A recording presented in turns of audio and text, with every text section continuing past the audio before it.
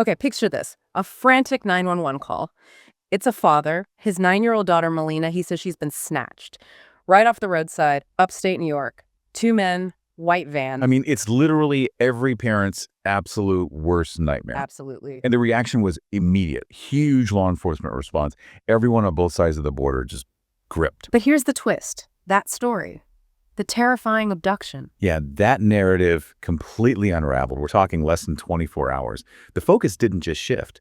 It slammed right onto the caller himself, the father, Luciano Frattolin. The guy who made the call? Exactly. It's this horrific flip, total inversion of trust. It just leaves you with disbelief and, honestly, just outrage.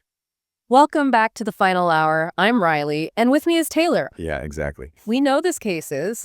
It's deeply disturbing. The emotional hit is huge. This isn't just another crime story, you know? It feels like the ultimate betrayal. It really does. So if you find these deep dives valuable, please do us a solid. Hit that like button, subscribe to The Final Hour channel, and definitely ring that notification bell so you don't miss anything. So let's set the scene. It's July 2025. We have Luciano Frattolin. He is a 45-year-old Montreal coffee entrepreneur.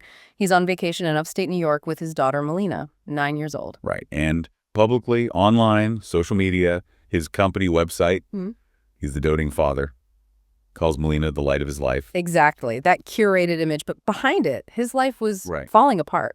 We're talking over $200,000 in business debts. Wow. Multiple lawsuits. And he was struggling, really struggling to even meet child support payments. It's that double life, isn't it? Yeah. Meticulously maintained online, but just crumbling in reality. And that contrast, that's critical. It really sets the stage for the desperate things that followed. So the evening of July 19th, 2025, Frattolin calls 911, reports Melina abducted near Lake George. He describes 2 men, a white van, but, right away, investigators noticed things weren't adding up. Exactly. Glaring inconsistencies. The police found 0 supporting evidence for his abduction story. Yeah. Nothing.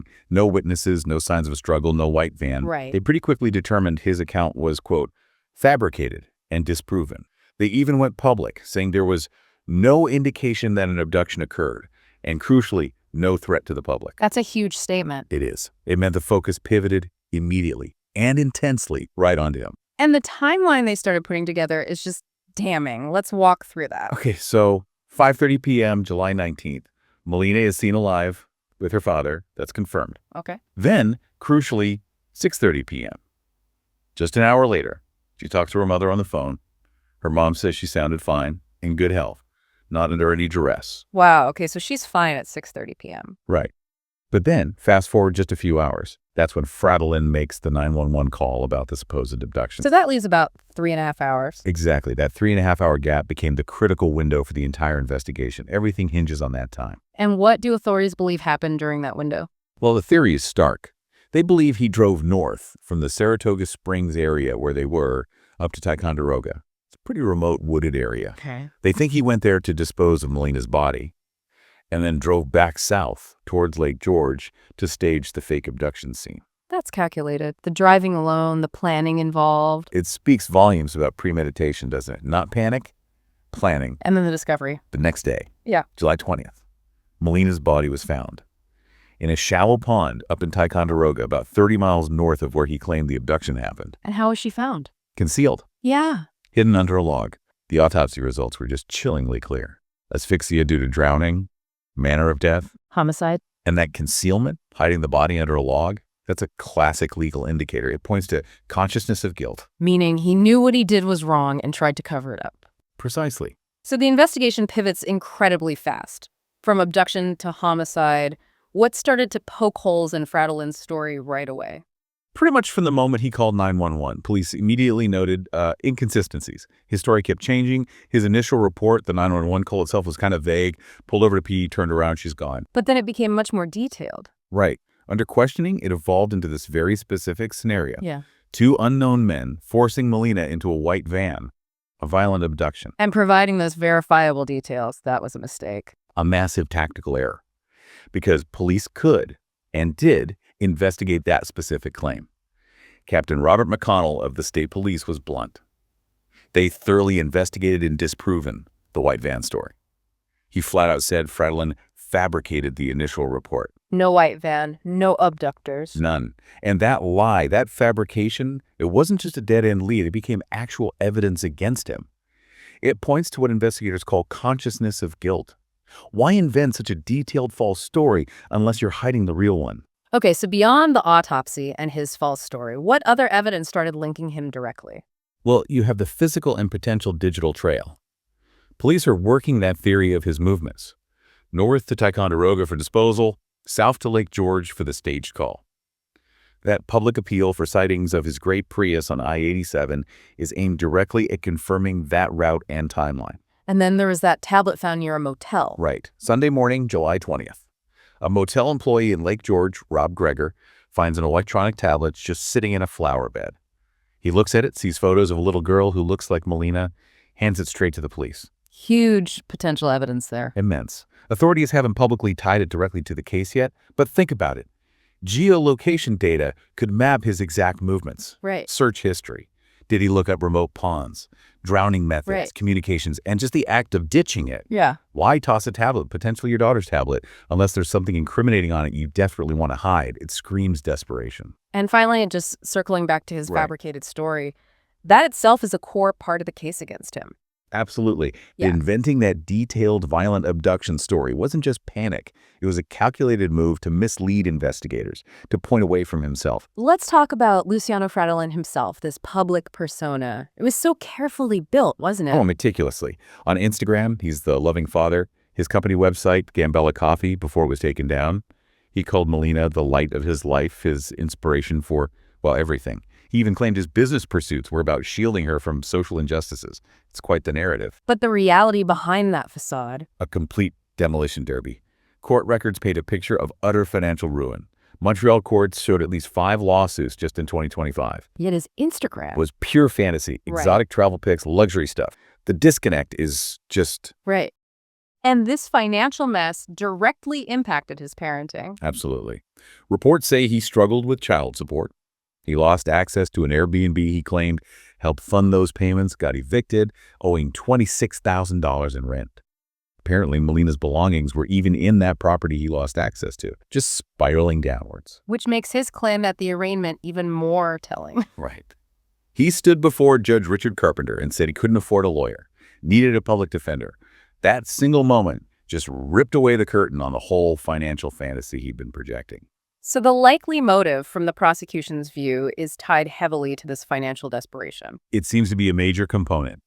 The argument would likely be that he saw eliminating child support, eliminating the responsibility of fatherhood itself as a way out, a Right. horribly calculated way to shed what he perceived as a burden, preventing him from living this fake, affluent life he craved. It's a truly dark motive to consider. But it wasn't just money, was it? His own company bio, the one that got deleted, offered some strange insights. Yeah, it was bizarrely personal for a company site. Talked about a difficult adulthood after his own father died. Mentioned mistakes, feeling isolated, experiencing racism. But the real kicker was a reference to an unfortunate event back in February 2019. February 2019. Yep. An event he said severely affected his well-being and Right. led to a long and arduous recovery. Now, police confirmed 2019 was when he and Melina's mother split up. It suggests he might have carried this deep resentment about the separation and its consequences for 5 years, maybe seeing Melina herself as tied to that trauma. And that same bio, while calling her the light of his life, also had some odd comments about parenting. It did. It talked about his fixation with maintaining perfect order and how he struggled to adjust to her messy art projects and chaotic toys. It's a strange thing to put in a professional bio. And a friend mentioned something similar. Yeah, an anonymous friend told the Montreal Gazette that while he believed Luciano truly loved Melina, he also didn't like the idea of being tied down. Said his main base was in Ethiopia, not Montreal. It paints this picture of a guy torn between affection and feeling like his daughter was an anchor, holding him back from this global image she wanted. A deep conflict. What's maybe most shocking, though, is the lack of any warning signs in terms of violence. Exactly. Police confirmed. No prior criminal record. No documented history of domestic violence. Melina's mother, despite having full custody, had reportedly expressed no concerns about her safety on this trip. It just makes the alleged act seem to come out of nowhere. It does. It points away from a pattern of abuse and maybe towards, I don't know, a sudden psychological snap. Or a truly cold, calculated decision made when the pressure just became unbearable. It defies easy explanation, which is part of what makes it so deeply unsettling. Okay, so Frattolin is in custody. The case is now in the U.S. court system. What specific charges is he facing? 2 felonies. The big one is murder in the second degree. It basically means intentionally causing a death. The prosecution needs to prove he deliberately drowned Melina. And the second charge, concealment of a human corpse. Right, that's a classy felony, lower level. But the evidence seems pretty direct, hiding her body under that log. Why is that charge important strategically? Well, it's likely much easier to prove based on the physical evidence. And proving he took deliberate steps to hide the body helps the prosecution establish his state of mind, that consciousness of guilt again. It directly counters any potential defense claiming innocence or accident on the murder charge. It shows he knew what he did was wrong and tried to cover it up. Things moved fast after his arrest. He was arraigned pretty quickly. Very quickly. July 21st, Ticonderoga Town Court. He barely spoke, just corrected his address, pleaded not guilty to both charges, claimed he couldn't afford a lawyer, so he got a public defender assigned. And he's being held without bail. And the DA is taking it straight to a grand jury, skipping the preliminary hearing. Yeah, that's typical for major felonies like this in New York. What does that move signal? It generally signals the prosecution feels they have a strong case and enough evidence to secure an indictment without needing that initial preliminary hearing debate. They're confident moving forward. For sure. This case forces us to consider warning signs, even subtle ones, that carefully built public persona can tragically mask a terrifying reality. It highlights, I guess, our collective responsibility to protect vulnerable kids and maybe ensure there are better support systems for people who are clearly on the brink. Absolutely. We need to be vigilant. The murder of Melina Frattolin is just this awful convergence of financial desperation, personal failure, and a complete moral collapse. As the case moves towards a grand jury, the fight for justice for Melina is really only just beginning. And it forces you to ask, behind all the perfect social media posts we see every day, how many people are really struggling, really spiraling? Are the support systems actually there for people before they reach such a desperate breaking point? That's a heavy question, and maybe one without easy answers. That's all the time we have for this deep dive into the Melina Frattolin case. It's a tough one. It really is. If you appreciate us tackling these difficult cases, please show some support. Hit that like button, subscribe to the Final Hour channel, and definitely click the notification bell so you stay updated. It helps us keep doing this. And please, share your thoughts on this case down in the comments. We do read them. Until next time, stay vigilant.